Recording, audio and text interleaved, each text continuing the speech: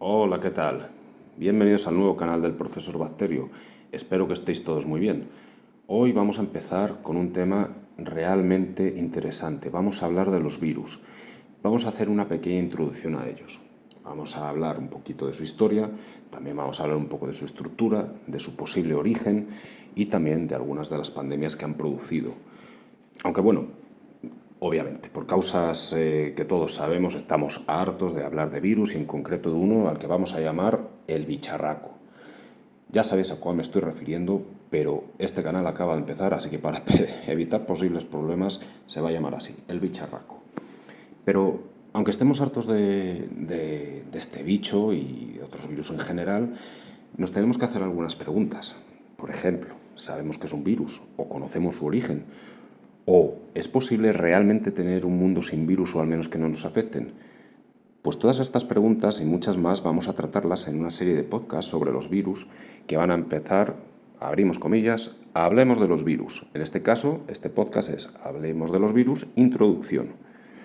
Muy bien, pues antes de empezar con el primer podcast de la serie, me gustaría, sin ninguna duda, primero agradeceros que estéis aquí, que me estéis apoyando.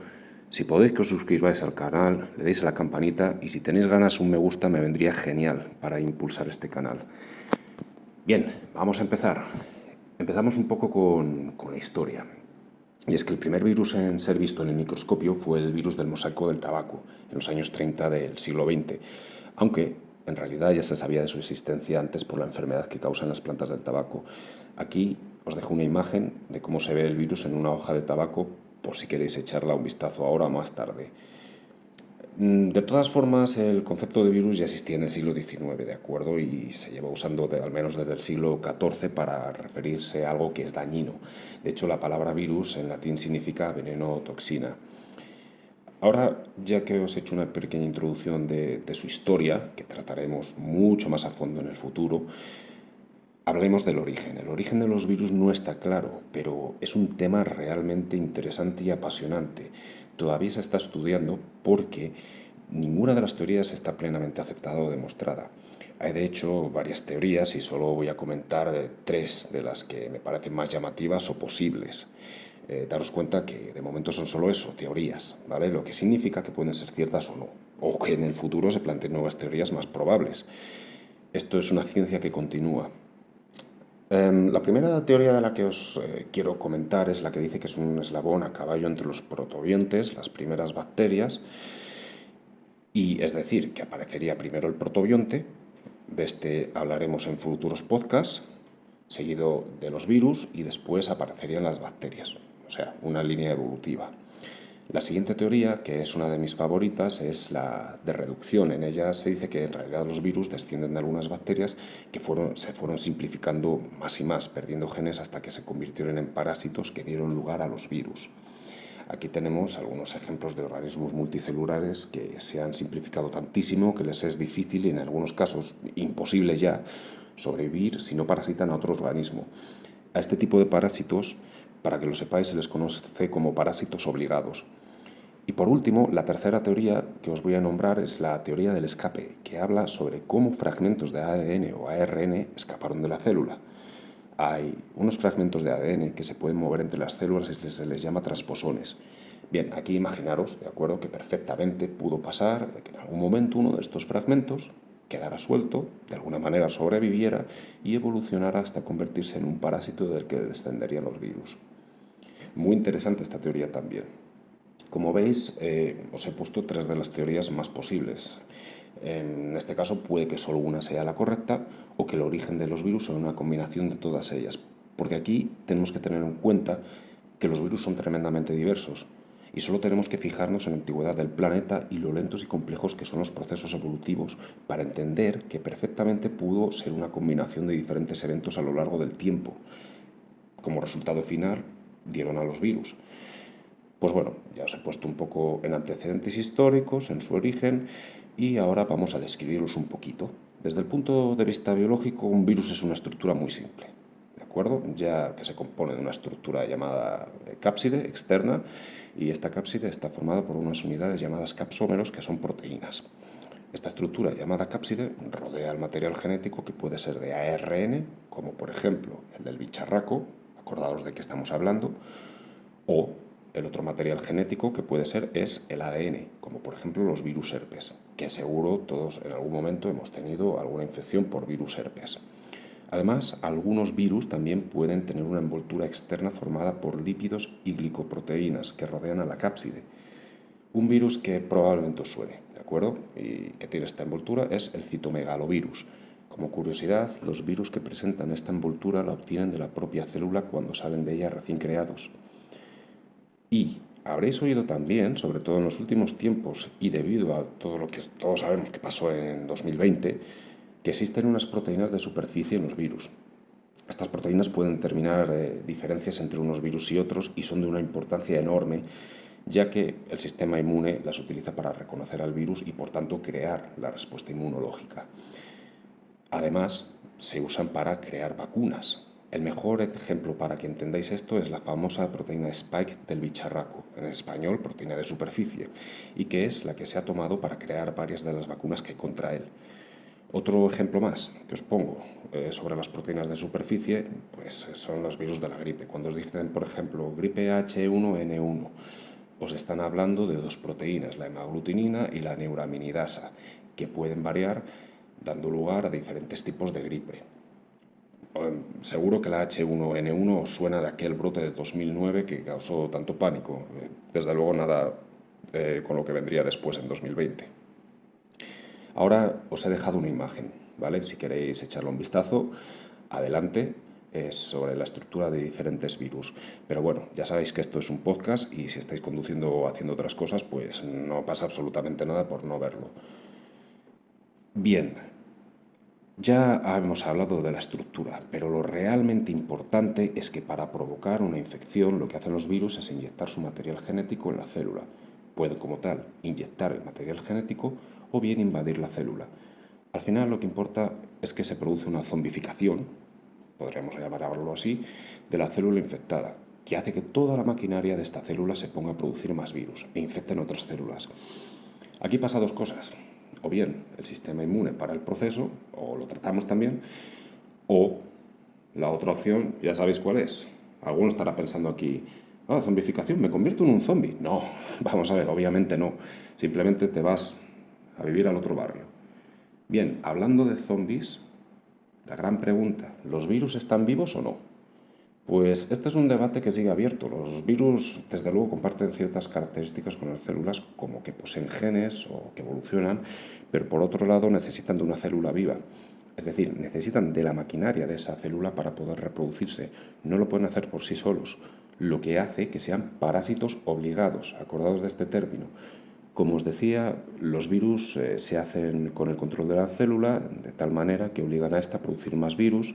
Al final la célula muere, los virus recién creados se liberan infectando más células y así el proceso continúa hasta que el sistema inmune hace su trabajo o el virus genera tantos daños en el cuerpo que el organismo infectado muere. Ya veis que esto es un claro ejemplo de parasitismo. El virus necesita de otro organismo para reproducirse y sobrevivir. Bien, pero al final la pregunta es, ¿esto no es lo que hacen muchos parásitos que sí que son claramente seres vivos? Es más, muchos de estos parásitos, que claramente los consideramos como seres vivos, no son capaces de sobrevivir si no es parasitando a otros organismos. Pues exactamente lo mismo les pasa a los virus. Ya veis que la línea entre lo vivo y lo inerte es muy delgada y compleja y todavía se está estudiando y debatiendo. Si no consideramos a los virus como seres vivos, entonces desde luego las bacterias son los seres vivos más abundantes del planeta. Pero si por el contrario, si los consideramos o sois de los que creéis que los virus son seres vivos, entonces son ellos los más abundantes del planeta. Se encuentran absolutamente en todas partes. Pero por suerte no todos producen infecciones o problemas. Simplemente están ahí, viviendo fuera de las células o dentro de ellas como estructuras inertes. Sería interesante escuchar ahora vuestra opinión, que la pongáis en comentarios para ver qué pensáis, si son seres vivos o no. Todas las opiniones son bienvenidas siempre y cuando se pongan con respeto y razonándolas, ¿de acuerdo? Así que adelante, por favor. Ahora muchos de vosotros estaráis pensando respecto a esto. Bien, la mayoría no son perjudiciales, pero algunos sí lo son. Aquí os quiero dar un dato, y es que efectivamente, la mayoría no son perjudiciales y de hecho se cree que algunos son impulsores de la evolución ya que ayudan a la transferencia de genes entre especies. Hace un tiempo se descubrió que el genoma humano contiene trazas de un virus que quedó incrustado en nuestro ADN hace millones de años. Hacer un ejercicio de imaginación, perfectamente estos virus podrían ser lo que nos hizo humanos. Hay que tenerlo en cuenta. Y por supuesto, luego hay virus que son un problema. Muchas de las peores pandemias, entramos ahora con el tema de pandemias, ha sido causada por virus. Uno de los más conocidos, el virus de la viruela, causante de millones de muertes hasta que fue erradicado gracias a la vacunación. Aquí es importante daros el dato histórico interesante que segurísimo suena, pero por si acaso os lo recuerdo, y es sobre la expedición que se formó para vacunar contra la enfermedad a la gente de los territorios españoles en la época. En ella se llevó la vacuna a todos los territorios españoles entre los años 1803 y 1806, a través de un grupo de niños huérfanos a los que se iba administrando la vacuna de dos en dos cada ciertos días. ¿Por qué lo hicieron así? Bueno, en la época no había métodos eficaces para mantener la vacuna fresca, así que lo que hicieron fue usar las pústulas que habían desarrollado los que habían sido vacunados antes y así inocular a los siguientes. Es un procedimiento, bueno, tanto llamativo que puede producir incluso asco, pero de esta manera llegaron incluso a vacunar a poblaciones de fuera del Imperio Español. Fue un hecho increíble. Ahora seguramente ya os estéis acordando de los nombres de Balmis y Zendal. La vacuna esta de la viruela había sido creada unos años antes en Inglaterra y se atribuye, como seguramente sabéis, a Edward Jenner. Pero aquí hay otro dato que tenemos que añadir, y es que aunque la vacuna se atribuye a Jenner, lo cierto es que hubo otros procedimientos muy similares muchos años antes en los que se inoculaba la pus procedente de las vacas afectadas por la viruela de las vacas y que también producían inmunidad. Atentos a esto. Como por ejemplo se hizo en China o en el Chile de la época española. De esto, ya que es muy interesante, podremos hablar en un podcast en el futuro. Otro ejemplo de otra pandemia, pues la pandemia de gripe de 1918, la mal llamada gripe española. Digo mal llamada gripe española ya que no se originó en España, sino que fue España la que comenzó a notificar y describir el virus. ¿Y por qué fue esto así? Pues bueno, España en la Primera Guerra Mundial era neutral y entonces pues tuvo tiempo de poder investigar este tema. Y ya el tercer y último ejemplo que os pongo es uno de los más recientes y es sobre la epidemia de ébola en 2014 en África. Seguro que os acordáis. Por suerte fue epidemia y no llegó a convertirse en pandemia. Pero, desde luego, si hubiese sido una pandemia, nos podemos imaginar que hubiese sido bastante peor que la del COVID. Pues bien, al ébola y otros virus hemorrágicos dedicaremos podcast especial para ellos, ya que son muy interesantes de conocer.